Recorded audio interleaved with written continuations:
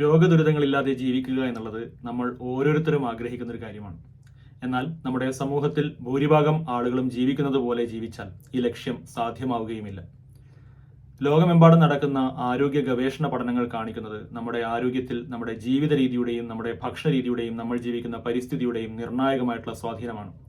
രോഗങ്ങൾ വരാതിരിക്കാൻ ഒന്നും ചെയ്യാതിരിക്കുകയും രോഗങ്ങൾ ബാധിച്ചു കഴിയുമ്പോൾ കേവലം മരുന്ന് ചികിത്സയെ മാത്രം ആശ്രയിച്ചുകൊണ്ട് രോഗശമനം നേടാൻ ശ്രമിക്കുകയും ചെയ്യുക എന്നുള്ളത് വളരെ അശാസ്ത്രീയമായിട്ടുള്ള ഒരു രീതിയാണ്.